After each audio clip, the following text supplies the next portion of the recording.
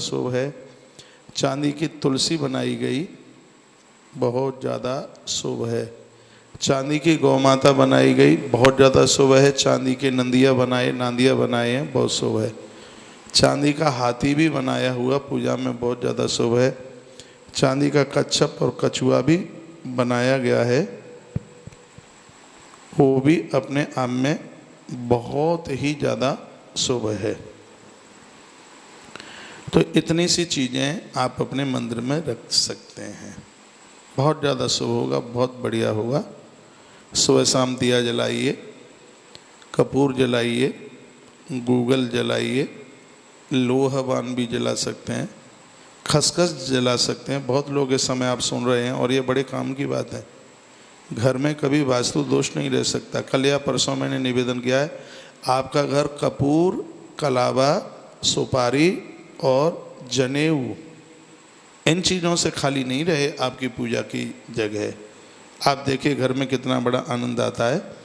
आज मैं आपसे इस वास्तु शास्त्र के भाग नंबर कितना है आज? 16, 15? भाग नंबर कितना है? भाग नंबर 16, जहाँ भवन की चर्चा चल रही है, भाग नंबर उसका 16वां है। तो कुछ बातें वृक्षों के बारे में आज मैं जानकारी देता हुआ और आपसे कुछ बातें कर रहा हूँ, वह आप सुन लीजिए। पेड़ों के बारे में, यो रोहन्ति अंगिरसा पर्वतेषु शमेषु च तान पंचस्वती शिवाम औषधि संतुषम हृदय। 3 तरह के पेड़ होते हैं। पेड़ 3 तरह के होते हैं। कौन कौन से होते हैं? एक वो पेड़ होते हैं जो पर्वत पर उगते हैं, दूसरे नंबर के वह पेड़ होते हैं जो ज़मीन में उगते हैं, और तीसरे नंबर के वह पेड़ होते हैं जो कि जल में उगते हैं। 3 तरह के वृक्ष, इनके बारे में आप सुनेंगे। घरों में जो आप पेड़ लगाते हैं उनके लिए एक तो बहुत ज़्यादा वो सटे हुए ना हो, बहुत ज़्यादा नज़दीक ना हो। घर में पेड़ लगाने की दूरी को 20 फीट कम से कम बताया गया। एक बहुत अद्भुत बात मैं आपके बीच में रख रहा हूँ, वो ये है कि सब लोगों को यह पता नहीं लग पाता कि वो तुलसी कहाँ लगाएं। मत्स्य पुराण के अंतर्गत लिखा हुआ है कि जो घर का मध्य भाग है, यदि वहाँ पर तुलसी लगाई जाए, ग्रह के मध्य भाग को ब्रह्म स्थान कहते हैं। तो ठीक बीच का जो भाग है उसको कहते हैं ब्रह्म स्थान। इस जगह पर तुलसी लगाना अति शुभ है। तुलसी अकेली लगेगी, ठीक बीच में कोई प्लॉट है आपका, ठीक बीच में, वहाँ यदि तुलसी आपने लगा दी है तो आप समझ लीजिए नारायण आपके घर में ही रह रहे हैं, क्योंकि ब्रह्म भाग पर तुलसी बहुत ही ज़्यादा शुभ है, अति शुभ है। एक श्लोक में बोल रहा हूँ, तुलसी के अलावा यदि कोई सोने का भी पेड़ हो तो भी घर के बीच में ना लगाएं। सिर्फ तुलसी ही ऐसी है जिसको घर के, और देखिए हमारे पुराने लोगों को बहुत पता होता था, जब आंगन होते थे बिल्कुल कच्ची जगह होती थी, ऊपर सब दिखाई देता था, उस समय देखा जाता कि तुलसी बिल्कुल आंगन में होती थी, गरुआ बिल्कुल आंगन में होता था। तो तुलसी ठीक मध्य में ब्रह्म भाग में बहुत ही ज़्यादा शुभ है। यदि स्वर्णमयम वृक्षम गृह मध्य न रोपयेत अजरे तुलसी वृक्षम रोपयेद घननाशनम धननाशनम। यहाँ बताया गया है कि यदि तुलसी ठीक घर के बीच में है, बहुत ज़्यादा लाभकारी है, प्रभावशाली है। तुलसी के अलावा यदि कोई सोने का भी पेड़ हो तो घर के ठीक मध्य में ना लगाया जाए, क्योंकि ये धन का नाश करता है, धन का हिरास करता है। और भी कुछ ज़रूरी चीज़ें हैं घर में या घर के बिल्कुल समीप कांटे वाले जो वृक्ष हैं वो शत्रु भय करते हैं। ऐसे पौधे जिनकी टहनी तोड़ने से दूध निकलता है, उन पेड़ों को बाउंड्री के अंदर न लगाएं।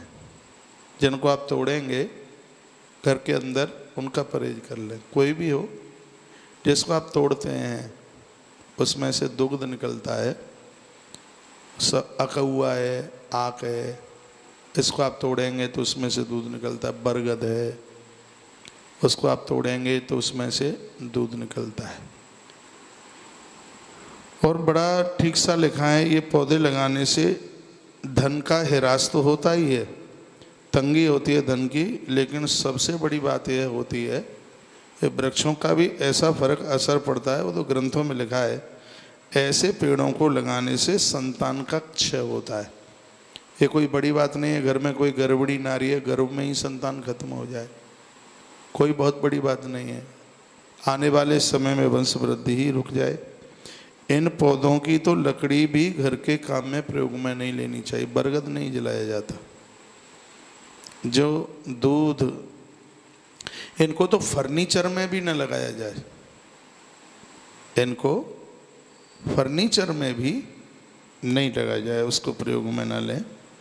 एक बात को प्राय सभी ग्रंथों में कहा गया है, यदि कोई अशुभ पेड़ घर के आसपास लग भी गया, इतने नई बात मैं आपको कमाल की निवेदन कर दूं, पीपल लग गया है, बरगद लग गया है, और भी ऐसा कोई लग गया है, वो अशुभ तो नहीं है, लेकिन उसकी पूजन उतने विधि विधान से हो नहीं पाती है, तो फिर उसके परिणाम विपरीत हो जाते हैं। यदि किसी के घर में, ये मैं पहली बार बता रहा हूँ, पीपल लग गया है, बरगद लग गया है, और भी ऐसा कोई पूज्य पेड़ वहाँ लग गया है, तो यहाँ इतनी सुंदर बात कही है कि उन वृक्षों के आसपास कहीं तुलसी का वृक्ष लगा दीजिए, तुलसी का पेड़ लगा दीजिए, तो उसका जो कुप्रभाव है अपने आप शांत हो जाएगा, ठीक हो जाएगा।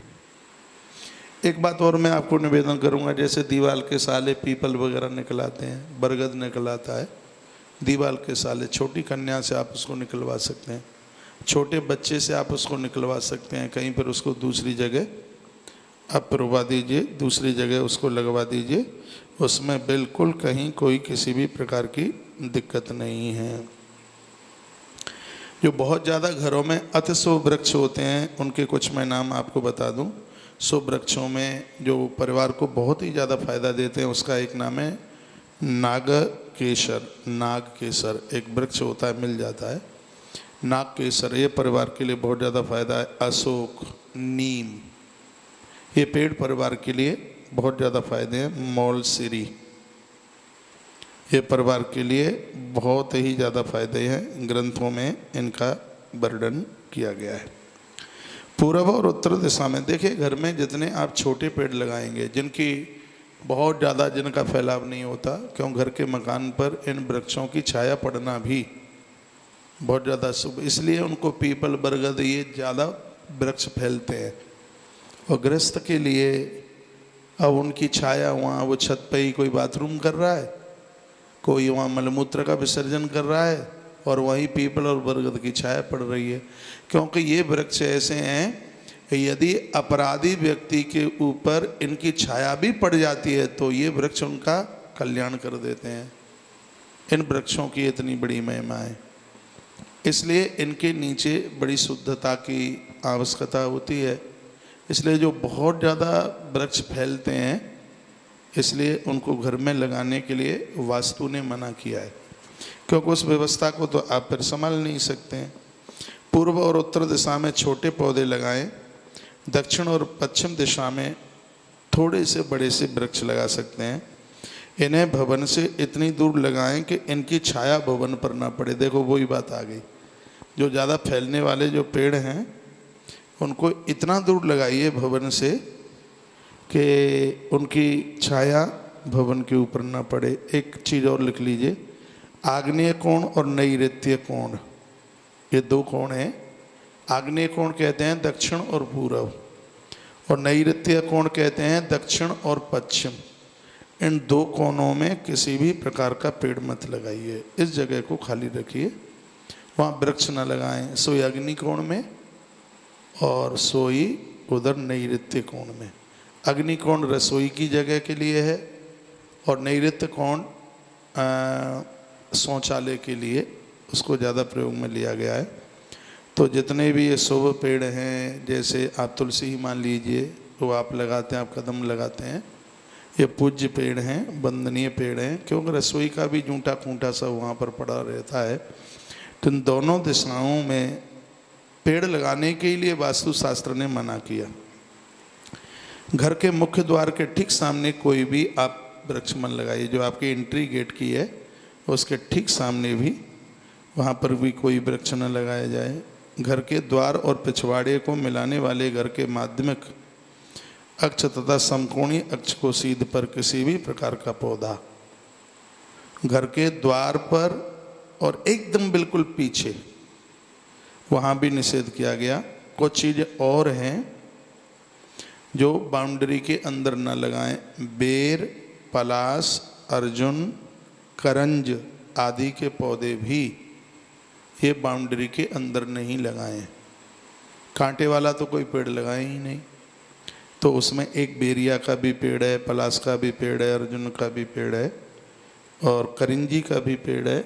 इनको बाउंड्री के अंदर नहीं लगाइए। और ये आप लिख लीजिए, आजकल बड़े फैंसी मामला चल रहा है ना, लिखा है बांस का पौधा भी घर की सीमा के अंदर नहीं लगाइए, जिसको आप बांस कहते हैं। ये धार्मिक जगह पर लग जाए, मठ मंदिरों में लग जाए, बाहर के बाग बगीचे में लग जाए तो वो ठीक है, लेकिन घर की बाउंड्री के अंदर बांस को भी निषेध कहा गया। आजकल कई लोग इसको लगाने की सलाह भी दे देते हैं, लेकिन वो शास्त्र सम्मित नहीं है। बांस खुली जगह पर लगाया जाता है, बाहर लगाया जाता है। ऐसे ये बरगद और पीपल हैं, ये भी सार्वजनिक जगह पर ही लगाए जाते हैं। इनको लगाने का भारी फल है। बांस का पेड़ सार्वजनिक जगह पर लगाओ, बहुत बड़ा इसका फल है। बरगद का, पीपल का, बेल के ये पेड़ आप बाहर लगाएं। बेल का पेड़ आप घर के अंदर लगाएं, उसको ज़्यादा बड़ा बढ़ने न दें। आजकल ऐसे भी बेल आते हैं। बस इतनी बात है, इन वृक्षों को, इस बेल को ऐसे लगाइए जैसे घर में आप तुलसी लगा रहे हैं। और नहीं तो मैंने आपको पूर्व में बोला है, इनको आप गमले में रख लीजिए, क्योंकि इनके दर्शन बहुत ज़्यादा शुभ है। शनिवार के दिन इनकी प्रदक्षिणाएँ, परिक्रमाएँ बहुत ज़्यादा शुभ है। धरती में अपनी जड़ ना बना पाए। और कहीं जो ज़्यादा बड़े हो रहे हैं तो कभी आप वृंदावन आए तो उसको निकाल करके ले आए। हम बहुत यहाँ पर स्थान है, ज़मीन है, अभी आप जो भी पेड़ वृक्ष लेके आए हमने सब लगवा दिए। कहीं आपको ऐसा लगता है कि अभी ये ज़्यादा बढ़ रहा है तो आप कभी वृंदावन आए तो उसको ले आइए, तो फिर हम उसको यहाँ अपने हिसाब से लगा लेंगे। तो बेर, पलाश, अर्जुन, करिंजी आदि के जो पौधे हैं वो सीमा के अंदर नहीं। बांस का पौधा भी घर की सीमा के अंदर नहीं। एक बार और लिख लीजिए, घर के उत्तर में पाम, कनक चंपा का पौधा, धन की वृद्धि और नारियल। नारियल के लिए कल परसों भी मैंने बोला है, एक बार फिर सुन लीजिए। घर के उत्तर में, उत्तर दिशा में पाम, एक कनक चंपा और आती है, बड़ी प्यारी होती है, उसके पत्ते सोने के रंग जैसे होते हैं, उसे कनक चंपा कहते हैं। हमने लगा रखी है, दरबार लगी है। हाँ देखिए, ये शायद चंपा को भी आप तोड़ेंगे तो इसमें दूध निकलता है, इसको तोड़ेंगे। लेकिन कुछ हैं ऐसे पेड़ जिनको आप उत्तर दिशा में आप घर में लगा सकते हैं। उसमें देखिए कि कनक चंपा है, घर के उत्तर में पाम, कनक चंपा, ये लगाएंगे आप, नारियल लगाएंगे तो ये धन की वृद्धि करता है। घर के बाहर पीपल का वृक्ष, घर के बाहर की बात बता रहा हूँ, घर के बाहर पीपल का वृक्ष पूरब में और बरगद का वृक्ष पश्चिम दिशा में होना ज़्यादा शुभ कारक नहीं है। बाउंड्री के बाहर लगाएं तो पीपल पश्चिम में लगाएं और बरगद पूरब में लगाएं तो वो ज़्यादा शुभ है। तुलसी वह चमेली के पौधे किसी भी दिशा में लगा सकते हैं आप। चमेली और तुलसी किसी भी दिशा में, A to Z। हाँ फिर भी सुन लीजिए, यदि ब्रह्म स्थान पर जो बीच की जगह है, स्पष्ट ग्रंथ में लिखा है, जो ऐसी कोई जगह है ठीक बीचा बीच में तुलसी लगी है तो वो परिवार के लिए बहुत ज़्यादा शुभ है। यूँ तो तुलसी के लिए हर जगह आप लगा सकते हैं, लेकिन तुलसी वो ठीक बीच की जगह पर उसको ज़्यादा ही शुभ बताया गया है। हाँ, ब्रह्म स्थान में तुलसी का पौधा अति शुभ है, ऐसा लिखा है। केले के पौधे घर में होने के बारे में विद्वानों में कुछ मतभेद है। बहुत तो लोग कहते हैं लगाना चाहिए और बहुत कहते हैं नहीं लगाना चाहिए। अब हमारे विचार से यह घर में लगाया जा सकता है, परंतु इसे घर के आगे न होकर जब कोई घर में अंदर प्रवेश करता है तब ये ठीक सामने ना पड़े, इसको साइड में लगा दीजिए, उत्तर की तरफ लगा दीजिए तो कोई दिक्कत नहीं है, क्योंकि केला साक्षात सत्यनारायण भगवान के प्रतीक में है। जैसे ही आप अंदर घर में प्रवेश कर रहे हैं तो सामने नहीं, तो ये उत्तर की दिशा में यदि यह हो तो ये ज़्यादा ठीक है, ज़्यादा बढ़िया है, उसका फिर कोई दोष नहीं है। इसे तुलसी के पौधे के साथ रखने से अशुभ फल, देखो अभी मैंने बोला है तुलसी तो ऐसी है, पीपल के साथ तुलसी लगा सकते हैं, बट के साथ तुलसी लगा सकते हैं। तुलसी तो यदि किसी वृक्ष का अशुभता का प्रतीक है तो ऐसी तुलसी है, उसके पास तुलसी रूप देने से उस वृक्ष की अशुभता उसकी समाप्त हो जाती है। तो ये जो पेड़ों की जो एक महिमा है वो बड़ी अद्भुत है। वृक्ष में अपनी श्रद्धा रखिए, पेड़ के अंदर अपनी श्रद्धा रखिए, गमलों में लगाइए, फूल लगाइए, मौसम के फूल लगाइए, दूर्वा भी लगाइए। दूर्वा थोड़ा प्लॉट है, ज़मीन है, और मैं एक बार पुनः निवेदन करूँगा, जिन्होंने देसी दूर्वा लगाई है उन लोगों के ऊपर ऋण नहीं बढ़ता, ये ऋण मुक्त है। आजकल जो आप बगीचा बनाते हैं, पार्क टाइप का बनाते हैं, और ये बिलायती कलकत्ता वाली जो घास आप लगाते हैं, कभी उसमें आप थोड़ी सी जगह पर दूर्वा, और वो दूर्वा ऐसी लगाएं आप जिसमें किसी के पाँव ना पड़े, उसको पूजा के हिसाब से लगाइए। हाँ, वो साक्षात भगवान गजानंद का रूप है, भगवान गणपति को दूर्वा चढ़ाई जाती है। और मैं आपको ये निवेदन करूँगा, उस दूर्वा में को थोड़ा सिल के ऊपर पीस करके उसका रस निकालिए, और जो बच्चे अभी पढ़ाई लिखाई में हैं उसका रस बच्चों को पिलाइए। मेधा प्रज्ञा स्मृति उनकी इतनी तेज हो जाएगी। जिस आश्रम में मैं रहता था इस वृंदावन में, जगन्नाथ मंदिर वृंदावन में ही है, उसमें एक थोड़ी सी जगह में स्वामी जी ने दूर्वा लगाई थी, और वो दूर्वा गणेश जी को चढ़ाई जाती, और यूँ ही ऐसे ही मन में दिमाग में हम तो इतनी सी उसमें से दूर्वा तोड़ के दांतों से ही चबा के, सामने हेडपम्प था उसमें से एक लोटा पानी भरा, पहले दूर्वा चबा ली और उसके ऊपर से पानी पी लिया। और ये मेरा अभ्यास बहुत वर्षों तक चला। ये मैं बहुत साधारण तरीके से बोल रहा हूँ, आज तक हमारे माथे में कभी दर्द नहीं हुआ। लोग कहते हैं माथा फट रहा है, माथे में दर्द हो रहा है। देखिए हम कितना टाइम देते हैं सुबह से लेकर शाम तक, और कथा में तो ये मैं बोलता ही रहता हूँ, इसके अलावा भी तो फ़ोन पर बातें होती हैं और लोग मिलने के लिए आते हैं। ये मैं एक दूर्वा का आपको प्रभाव बता रहा हूँ, एक दूर्वा का नशा बता रहा हूँ, एक दूर्वा के रस की एक गुणवत्ता मैं आपके सामने रख रहा हूँ। इसको बच्चों को दीजिए। सबसे बड़ी बात तो है कि दूर्वा के रस से आप मेधावी हो जाएंगे, आपका वर्चस्व होगा, आपका प्रभाव होगा। सबसे बड़ी बात है कि सोचने की ताकत बढ़ जाएगी, मेमोरी बढ़ जाएगी। तो आप जहाँ घर में एक छोटी सी जगह पर आप दूर्वा लगाइए, नहीं तो एक गमला, आजकल आयताकार भी गमला आता है, उसमें भी ये पूजा वाली आप दूर्वा लगा सकते हैं। और ये बिलायती दूर्वा तो गणेश जी के लिए ऐसे समझ लो जैसे किसी के घर में जर्सी गैया, और क्या है, उसका क्या मतलब है, क्या महत्व है। दूर्वा जो अपनी दूर्वा है देसी, उसमें नीचे जड़ होती है, वह दूर्वा घर में बहुत शुभदायक है, शुभ है वो। तो अशोक का पेड़ मैंने अभी आपको बोला है, नीम का पेड़, नीम का पेड़ बहुत भारी शुभ है घर के लिए। ये वास्तु शास्त्र में इसको तो मास्टर कहा है, घर के दोषों को समाप्त करने के लिए मास्टर है नीम का पेड़, भले ही छोटा। आपने देखा हो पहले गाँवों में नीम के पेड़ बहुत ज़्यादा लगाए जाते हैं, आज भी लगाए जाते हैं गाँव में। वो लोग इतने पढ़ाई लिखाई तो नहीं होती थी, लेकिन पुरातन लोग, पुरानी बातें, तो वो इस बात को समझते थे। हम लोगों ने छोटे में नीम के पेड़ों के ऊपर खूब चढ़ चढ़ करके किल्ली डंडे खेले, उड़क डंड खेले। नीम के पेड़ होते थे, आज भी गाँवों में होते हैं नीम के पेड़। तो नीम के पेड़ ज़मीन के दोषों को दूर करता है नीम का पेड़, भले आप छोटा लगाएं।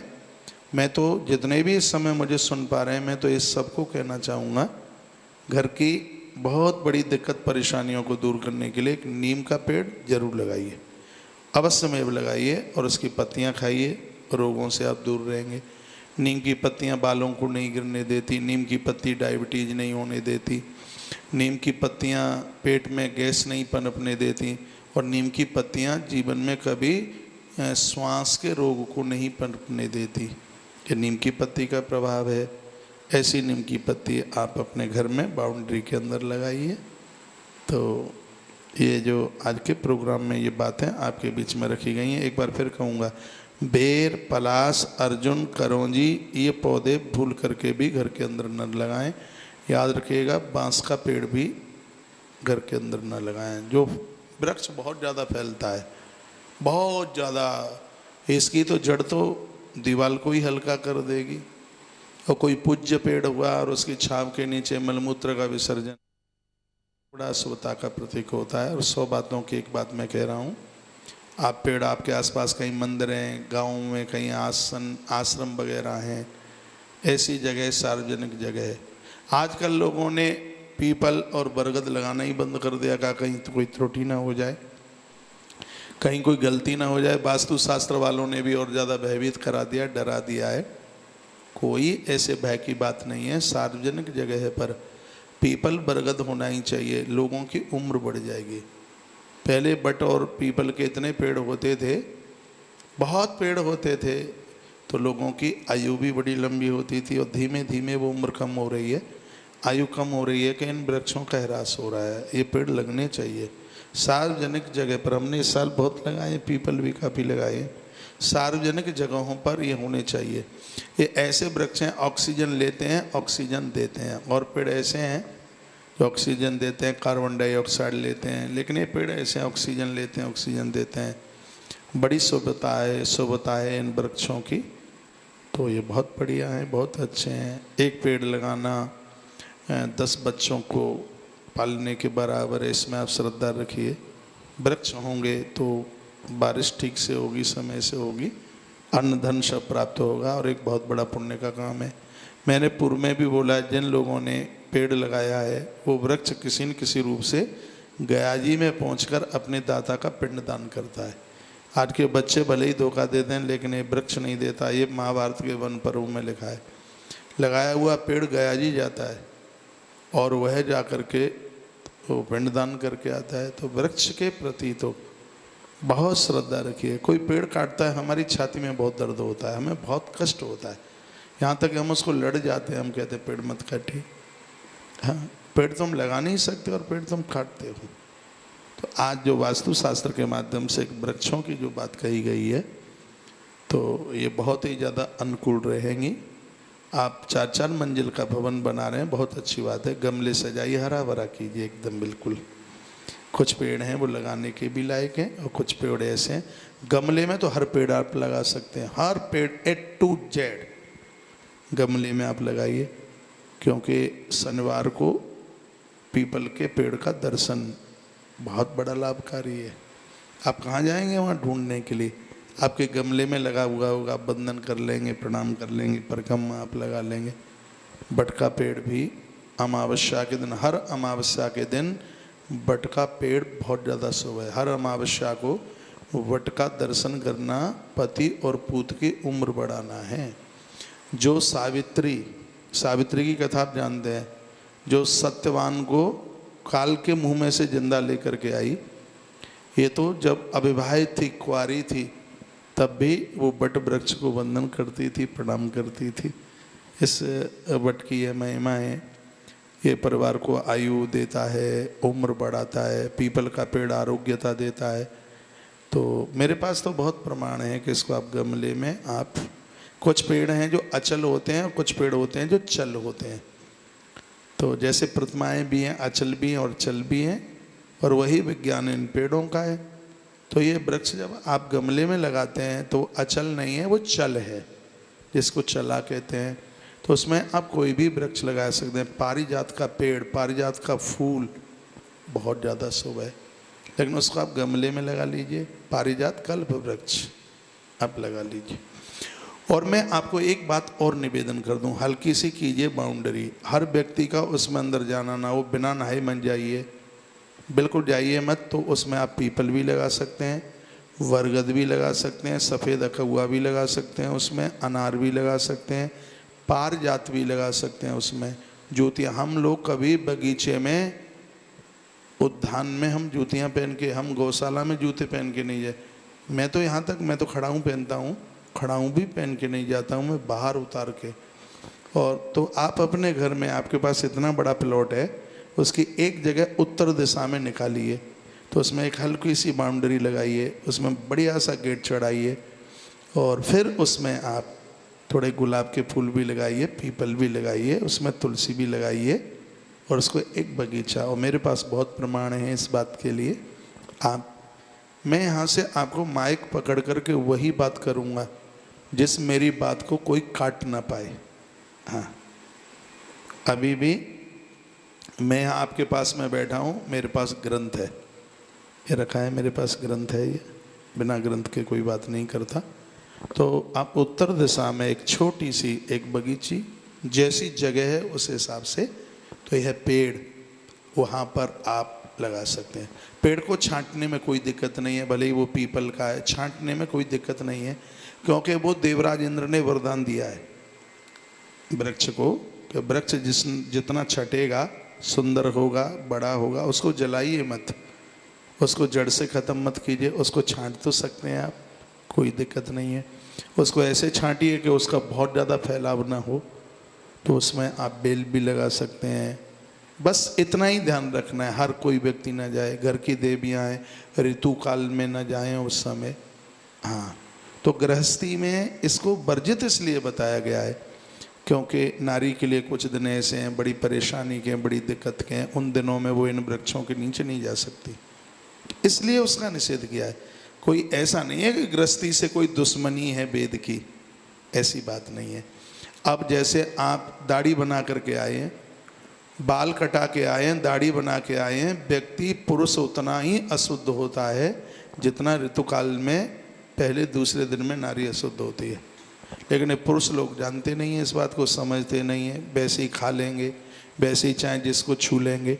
आप बाल कटवा करके आए हैं, आप दाढ़ी बनवा करके आए हैं, आप बेल के पेड़ को नहीं छू सकते, आप तुलसी को नहीं छू सकते, और आप इसको बट और पीपल को भी नहीं छू सकते, और उतना ही ग्रस्त में बन नहीं पाता है, इसलिए इसमें ये निषेध बता दिया है।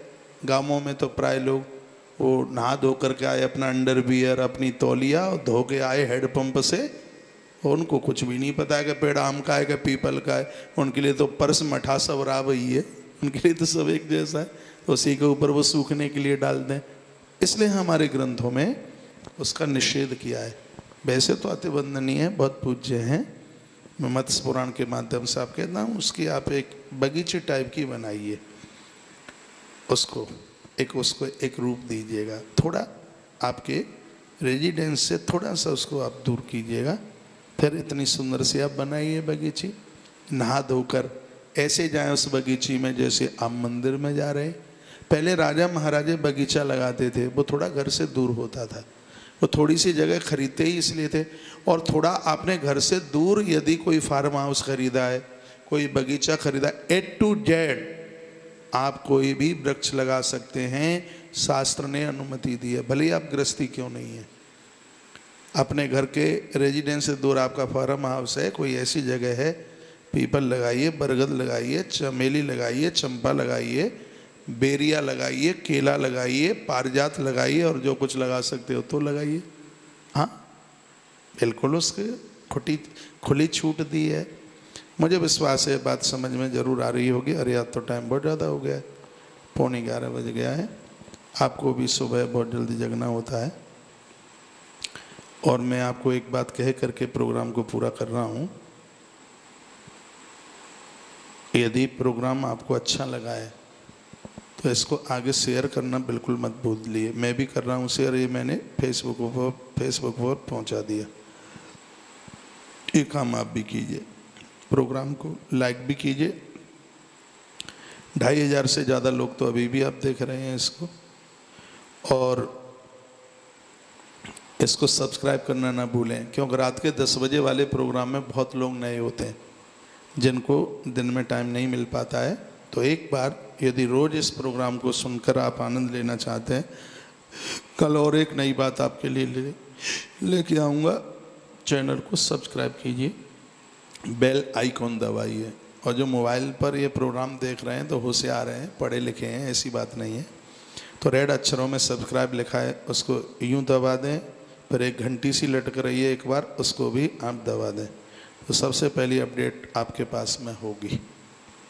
तो हमें भी लगेगा कितने लोग सुन रहे हैं, रात के टाइम में भी हम आपको जगा रहे हैं या जग रहे हैं, तो सब ठीक ही लग रहा है, बढ़िया ही लग रहा है। आपने जो मैसेज भेजे हैं, सोने से पहले इन सबको मैं पढ़ लेता हूँ, उसके बाद कल मैं यहीं से आपका जवाब देना शुरू कर दूँगा। महाराज जी, क्या एक ही भगवान की एक से ज़्यादा फोटो या प्रतिमा घर में रख सकते हैं क्या? कल बताऊँगा पक्का। और भी आपके कोई प्रश्न होंगे? साक्षी यदुवंशी आपने क्या पूछा है? बहुत उपयोगी जानकारी है, बहुत बहुत बढ़िया, धन्यवाद है। अनामिका कुशबा आपने शुभरात्रि।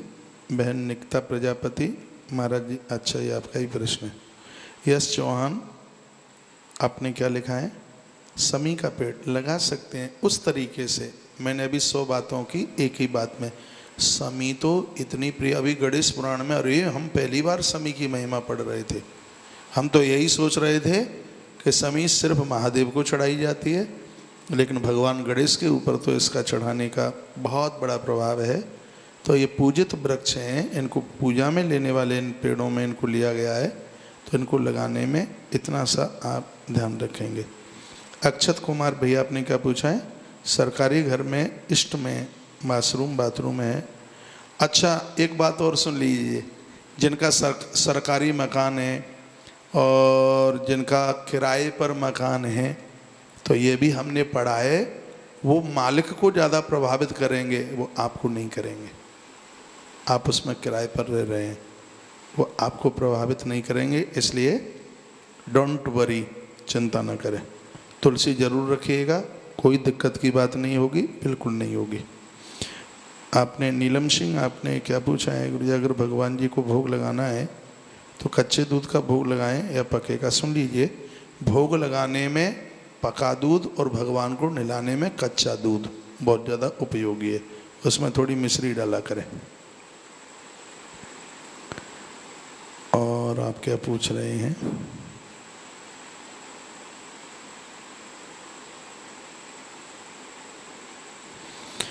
रंजीत भाई आपने पूछा हमें एक फ्लैट बुक कराना है, उसका टोकन कल देना है। आराम से दीजिए, कोई दिक्कत की बात नहीं है, सोमवार है, कोई दिक्कत नहीं है, 1% भी दिक्कत नहीं है, बिल्कुल दीजिए, अधिक मास है, बिल्कुल टोकन दीजिए।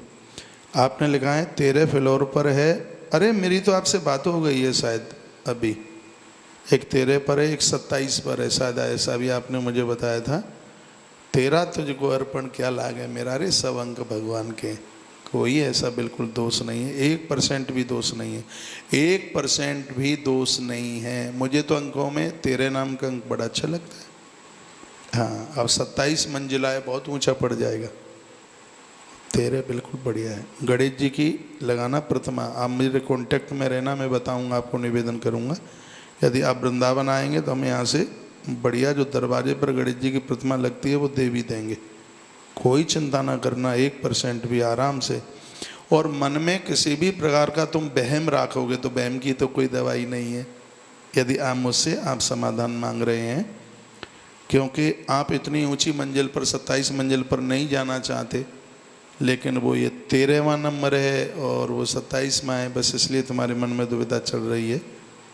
और हो सकता है कि 27 से ज़्यादा बढ़िया अंक इधर का आपके लिए शिफ्ट कर जाए 13, तो आप मन में कोई वहम न रखिएगा।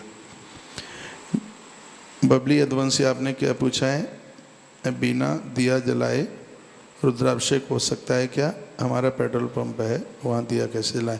हाँ, दिया न जलाएं, आप कपूर रख लीजिए, पानी का लोटा रख लीजिए, बिल्कुल हो सकता है। कपूर भले ही जले नहीं, बिना जला हुआ कपूर, ये साक्षी देव है, और 1 लोटा पानी का भर के रख लें तो वो दिए की पूर्ति करेगा, कोई दिक्कत नहीं है। ठीक है, अब मुझे इजाज़त दीजिए, मैंने आपका बहुत ज़्यादा समय ले लिया है, तो चैनल को सब्सक्राइब जरूर कीजिए। इस समय भी आप बहुत लोग देख रहे हैं, इतनी बड़ी संख्या में देख रहे हैं, लेकिन प्रोग्राम को लाइक 950 लोगों ने किया है।